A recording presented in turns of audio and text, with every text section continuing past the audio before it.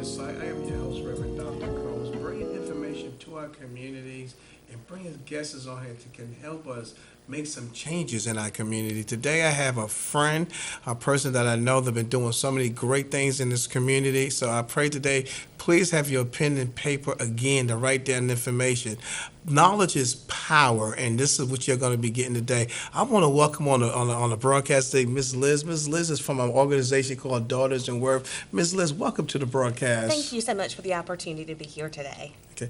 Now, Ms. Liz, you do a whole lot. You We do a do. whole lot. I know that the work that you're doing in this community and one of the areas that you touch in so much is females, these young girls, and it's called Daughters of Worth. So could you please explain to us, I know, but explain to them, Daughters of Worth, the mission, and why did you get so involved with this here? Absolutely. So at Daughters of Worth, our mission is to educate, equip, and empower girls of all ages to become strong women of influence in their communities.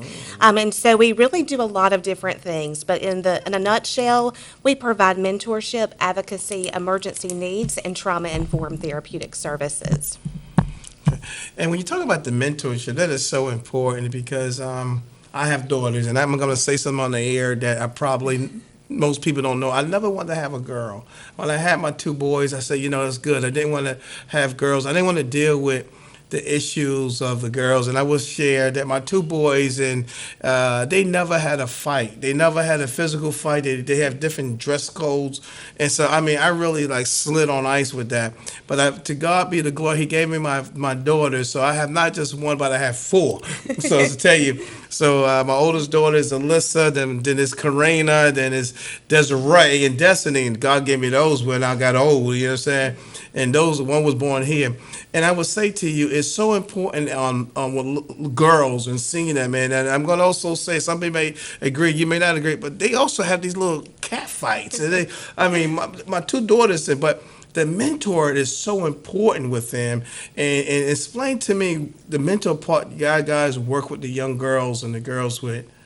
Absolutely. So we have found, so I want to back up just a little Okay. bit for how, if that's okay, for kind of how I even got started. Because first of all, this was nowhere on any vision board that I was going to start this nonprofit. That was not anything that I was looking to do. I came into Greenville in 2013 and fell in love with the city, began working with another nonprofit, and began to discover that there were girls in our community. We had little girls who were being gang raped. We had girls who were being sold into trafficking in order for the grandmother to pay her rent or utilities. We had girls who were living in cars and girls sleeping in bathtubs as bullets are flying through their walls. And so I could literally sit here for the next 6 hours and tell you the stories of the girls of our communities. And when I began to look around to see who is actually kind of stepping into this space and serving these girls and meeting these needs at the level of the needs, I could not find the resource that I was looking for. And I just wholeheartedly believe I'm a woman of faith.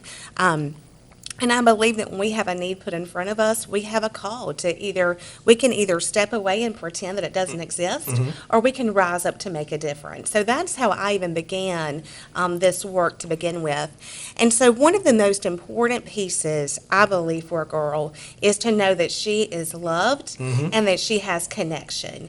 If we have that one connection, that one person that you can pick up your phone and you know that person has got your back, and that person may not have all the answers, may not know all of your situation, but they are willing to work and to advocate for that person. It's a game changer for the entire situation and can literally shift the entire trajectory for her life. And our work has actually expanded. So, we began serving girls elementary up to high school. And then in 2020, when the pandemic hit, we had 7 young ladies who were actually graduating and did not have that support. Some of these girls are transitioning out of foster care. Some have been abandoned, neglected by their families. And they actually reached out and said, hey, would you be willing to continue serving us? And so now we actually have a Girls of Independence group that is serving 18 to 25. So that mentorship is going to look a little bit different than what it does for the elementary girls. And we are also serving women 25 and older who are now victims, survivors of sex trafficking. And so again, it was nowhere on the agenda, but as you see these needs and you're looking to see who's stepping in the gap, I know that's a lot to answer your question, but I wanted to kind of share with you what all we're doing. So from the elementary lens, it looks like going into the school system. It looks like building. We have a facilitator that runs that group and developing that trust and relationship. And then for our girls that are 18 and 25, that looks like women who are connecting with them every single week, connecting them with women from our community who are doing powerful, phenomenal things, because that is so important. And then helping them to identify and establish their goals and stopping toward that and celebrate their success along the journey. I'm going to say this here. You didn't say a whole lot. You just say a part of what we need to hear to get Yes. going. One of the things that's so true is that we don't really have what God, want us to do. It's an old saying, and you may hear it 1,000 times. If you want to make God laugh, tell me your plans, because you don't really know. But I believe that God, He calls us, the folks that He knows He can do it. And what you just said, there's nobody doing that. I mean, and I don't want to knock down any organizations that I'm just going to speak freely. They may be doing what they're doing, but you have this one-on-one with them. And then, listen, I've been with you. You know what I'm saying? You have this one-on-one. You go there to the schools, you spend time with them, and I'm going to say this on air as well. It's something with sometimes where daughters and mothers, they water and oil you. I'm telling you, they water and oil you. Two men could live together, not two females. All right? Yeah. And people, the group, and your board, you got a powerful board, and the people that's with you. And what your guys are do really help them get through it. Because I'm going to say, sometimes the daughter is not going to listen to her mother. And they fighting. She's learning her ways, and mama's and these are things that goes on. But I see how you guys group them and how you work with them, and that is so important working with them. And as you said, there's so many things that are going on with them. Like it could be date rapes and these things here, and I'm going to say it as well. I just mentioned just yesterday to another gentleman, us men's need to step up to the plate. Right, we the ones gonna get in trouble because today females is trying to do everything and us men's not doing it. We're not taking that role. And if you want to see people driving, and with a survey, you find more females driving, Ms. Liz, and more men's. And it's like one females got their own apartment, and what you're doing is helping them get there, and the work that you guys are doing is out of sight, and we need that. We really need that for our girls. We really need that. It literally takes a tribe. So you're right. We do not work in the same way as a lot of organizations. And people have lots of opinions about that, but the reality is every single one of my girls, we have, hundreds, they have my phone number because my personal cell phone number. So I believe that every single person needs to have one person, one contact they know that's going to show up for them. And so you're right. We do. I get phone calls in the middle of the night. I'm the one or our advocates are the ones that are called when we've had girls who are raped, and we're getting there. Sometimes we're the first phone call that shows up, and we're walking them through that process. Now, I also want to say that we have fabulous community partners. I think that is one of the strengths of Pitt County. I would put us against any city in the entire country with the collaboration that we do. So we are working to provide these wraparound services, but we are the ones. We have girls that are calling us as they are working to escape their trafficker. We're going in the middle of the night working with law enforcement, helping them to get out and to get into safety. We are ones that drop groceries when I have girls that have nothing to eat. So we are showing up on the weekends after hours, receiving those phone calls, getting them the help that they need. But it's the power of the connection. And if we had the normal hours like a normal organization, we would not be able to serve in the capacity and build that trust and relationship that we're doing. And I'm going to say this, what you just said is a personal touch because you have your phone number out and you're like me, but if you don't answer it, you always get back to me and anybody else. So you're not lost. I mean, and again, like, sometimes people might say, well, you're down another organization. You're not, and I'm not. We're just being truthfully of where things at, because the dial the 1-800 number sometimes may be good if somebody's at it, but to dial somebody that you're going to call in the voicemail and the technology you have, a personal touch to me is better than a preaching word. Because you're dealing with them and you're working with them, and there's so much is happening. You got Miss Pamela with human trafficking doing a great work. You got Miss Laura doing a great work dealing with domestic violence. And some of these guys, the things you training them and working with these young girls, thank you. It takes somebody with a heart to talk with them and to work with them, because a guy could go to a girl and play with her mind. 100%. And and say, I love you. And kind of pressure them, and you're showing them those strategies to stop that. 100%. We work very closely with North Carolina Stop Human Trafficking. I love their work. They are one of the best organizations for prevention and education and bringing that awareness. So if you have a company, if you have a business, I would encourage you to contact Melinda Sampson. I'm going to go ahead and put them out there, because I think it's so important for people to be aware, because you're right. It's not just, it doesn't look the way that a lot of us think it does. Like Taken, you have the white van that shows up at Walmart and snatches somebody up. That's kind of the image that we have of what trafficking looks like. But that is not actually, not saying that it does not ever happen that way, but typically it's going to happen in the spaces and with the people that you trust the most. It's going to happen through the family. It's going to happen through that employment opportunity that is promised. It's going to happen through that solicitation of that guy who finds you online and then builds that relationship with you, and you think he's legit, and then you end up in a situation that now you're isolated from your family, and it leads down this dark path. So, we are working at the core of it. At the very core of it, it comes back to connection. It comes with knowing that you are loved and treasured and valued, but it also comes with making certain that as a community that we are putting the things in place to help prevent this. So having safe and affordable housing, having employment opportunities, having better mobility options in our city that people can get back and forth to work, having childcare, having re-entry opportunities, because some of these girls who've been trafficked, they've got prostitution charges where they have been having substance use and therapy and centers that are available. So it really takes all of us coming together to build a community. We can't just look at one aspect. We have to look at the whole picture and make certain that we're all working together to do the things that we can to rise up for the girls of our communities. And you said something as well as the key. You have some good partnerships with you. When you got Miss Pam and those young ladies, you have them, and in human trafficking training. I always learn. I've been to the field of Miss Pam 101, and she got a 102 or 201. I don't. It's the next class I got to go to. And then you also have Miss Bonnie. She's with you guys. Oh Lord, I done been to so many of her presentations in learning about how some of these things are going. We don't know if some of these kids been molested. Yes. And going through that kind of. And the folks that you have with you is just a big team that help. And like I said, nobody's really doing that. I mean, and you don't have banking hours. You don't get off on 9 to 5, and you don't have Saturdays off. And we just had a holiday that took off. I wasn't gonna put the money in the bike. I said the bike was closed. Oh fuck, that was a holiday. You know what I'm saying?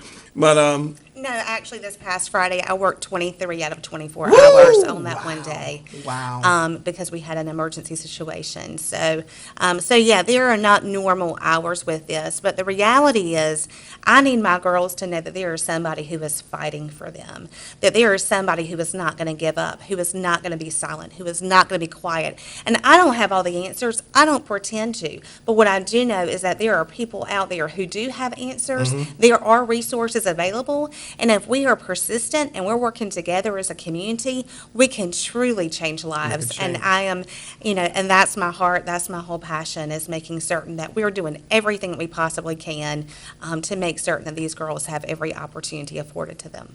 And Ms. Liz, again, I say thank you. One of the things I'm going to ask you, and on the broadcast, I'm going to say this. It takes money to make this organization work. I mean, let's put this out. We can have faith, which we do, but when I had to get gas to come here, I can't say that Jesus paid the price. I had to give him a credit card. Right. How could somebody help and support this because the work you do. Listen, it ain't the money because you sure ain't making none. Because your heart is there, and your heart. And I was asked a person, if you want to know what your true gift is, what would you do without getting paid for it? And that's your heart, and that's what you've been doing. So I actually will chime into this. So when I founded the organization in 2015, I actually volunteered for the organization for 3 years. So I served at another nonprofit full time and funded Daughters of Worth 3 years out of my own pocket before I ever even held the first fundraiser, and literally took a step of faith in 2018 and stepped into this work full time. So no, I'm not making bank. I can promise you that. Understand. We are putting the dollars that come into our organization are going directly back into the girls that we serve. Just in this past year, we have actually served and provided shelter for 35 young ladies. Wow. We spent over $65,000 getting these young ladies off the street into shelter and safety, preventing eviction, working with them from that end. We spent another $10,000 in utilities, another $10,000 in food, and about $5,000 in health care, because we also make certain that these girls are getting the health care that they need. Transportation. I can't tell you the money that we spend. There are times that they don't have a way to get back from work, or they don't have a way to get to work. And Uber, is $20, $30 one way. You're looking at making $7.25 an hour for 30 hours. They're not going to put you full time and with benefits. And then you don't have transportation. You're outside of the bus line. You're having to pay possibly between $40 to $60 a day just to get to work, just trying to get on your feet. So it costs a lot of money. Right now, one of our big visions is to be able to launch a safe home. That is one of the things that we desperately need here, is to have a space with a house mom that when we are assisting these young ladies and getting them off the street, that they have a safe place to come. We have that hot shower. We've got that hot meal. They've got a warm, comfy bed to sleep in. And we can actually give them a space and time to heal and breathe and restore, and give them time to really get on their feet. So we're definitely needing funds to get all of these things happening. Well, how could someone make a donation? How do we give us that information? So you can go directly to our website, daughtersofworth.org or .com. We own both of those domains, and right there at the very top of that page, you're going to see a donate button, and you can hit that right now and donate to the organization. We also have Venmo, we have Cash App, Daughters of Worth for both of those, or you can mail a check to P.O. Box 2494, Greenville, NC 27836. We're going to say that one more time before we get off the air. Absolutely. Let me say this because my time is coming short. You just hit a very key point that's been bothering me. We don't have no shelters for these young ones. You don't know what you said here, and we have the community shelter, and that's just for adults, and they put a little family room when they build that, but that's another kind of another meeting on that. But what you're doing, and I pray to God that somebody listen to this broadcast will fund you or at least give you a facility. I have learned years ago, God have blessed us to do what with it, to give back. It wasn't for you to take it and bury it, because when you go, I have not seen a horse carry that money for you on your funeral. That thing stays here. If your family don't take it or whatever, that's a whole nother ball game there. But I pray that somebody do that and seeing that vision, because we need that. Yeah, we need that. There is definitely a gap. So we've got shelters that are doing great work, but we don't always have some of the situations that our girls are coming in. For example, and this is, I love Crossroads and the work they were doing. During the pandemic, they were not able to take anyone who had children. So when we had young moms who had children, they were not eligible to go into Community Crossroads. Sometimes we have situations where these girls are being trafficked, or it could be familial violence. And so sometimes there are barriers, or sometimes it could be a situation where that parent has just kicked that kid out and you need a space for them to go. And what we're also finding is that they just really need to have somebody that is there to not more than just a bed. Does that make sense? Make a lot of sense. They need someone who's going to be there to just work with them and really give them that comfort, security, and protection that they need, and a safety. A safe home that they can just find that sense of security and protection and love. And that's our dream and goal. And I'm gonna say this is the work that you guys do. You're a mentor to them. You're helping them with some of the finance on food and when they get place to go. And trauma-informed therapy. See, I mean that. I mean, y'all like a Walmart. You know what I'm saying? You're like a Walmart, and that is. And I know it doesn't stop there because it's so much need. It's like after a while, we need to add that on. Every part of the ministry continue growing, and so as I say, Yes. God give us the vision that He take care of the provision. He also protects what's ours, so we don't have the wrong people in our group. But He also give us fresh idea and to continue growing. So the work that you're doing, we need to have a shelter here for our youth. Court, sometimes they come from DSS. Yes. Listen, I can't even say all this stuff on air, the stuff that I deal with. And I know you're dealing. If they hitting me, they're hitting you with it. 100%. You know, is where DSS got people or the court, they can't go home to the family and they can't go to the shelter, or where there's people being picked up in the middle of the night. Yes. Let me just pause there. Let me stop because listen, this is gonna take 3 shows for us to get all this out. But you know, things that you're doing, we appreciate you as you continue putting this out there. We need to help our young girls. And now you're working with the older girls. Yes. And one of the things that we've been doing, just briefly, because this is your show today, working with men is called Real Men Talk and helping them. We need to support what your guys are doing. We need to see what we can help with. But I think all the work your guys are doing, you're making an impact. You're making an impact. You're making a difference. It's never been about the money. It's about making a difference, and that's what you're doing. And I thank God for you. Thank you. That's my whole heart's prayer right there. For 20 years, I have prayed every single day that God would use my life, that He would use me to make a difference, and not just for my family, not just for my community, but for the nation and for the kingdom of God.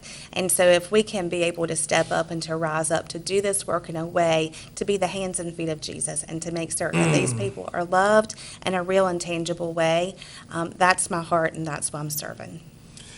Y'all have heard this broadcast today from Ms. Liz. Ms. Liz, I thank you so much for being on this broadcast. It's so important to help our young girls. It's so important to help our young ladies. It's so important as working with them on places they need to be at. Listen, the work is always going to be there. We need help. If you listen to this broadcast, as you listen to it, let the Lord touch your heart and help and donate to this organization. Support what they're doing. And if there's somebody in this broadcast and listen, I have a house or something that we could start up. We know, listen, I have seen it done many and many a times that we have more than one houses and we don't need this house and we could give this house. And don't give me something that got holes coming in and rain and stuff like that and mice is running a snake. Don't give us that. You know, give what's good. That they say, hey, y'all can start it. I ask you to please help us. Help us go into the vision that Ms. Liz is doing. It's not easy, and it's 24/7 work, and we just need to support find our community. At this time, Ms. Liz, could you give us the address, how we can write a check and donate, and in your contact number where they could get up with you, because I know that you would be more than glad to do a presentation with them. How can they get up with you? Thank you so much. So you can contact me directly. My personal cell phone number is 252-375-9712. You can email me at liz@daughtersofworth.org. You can mail a check to P.O. Box 2494, Greenville, NC 27836. Or you can go directly to our website at daughtersofworth.org or .com, and there's a donate button directly there on top. And I would love to come and to speak to your organization and share about the work that we are doing and how we can collectively rise up together and shift the trajectory for the girls of our communities. Again, we thank you, Ms. Liz, for being on the broadcast. And all of the information you receive, just take more than one broadcast to get it out. The work that she's doing, we need to support it. God bless, and I see you at the next broadcast.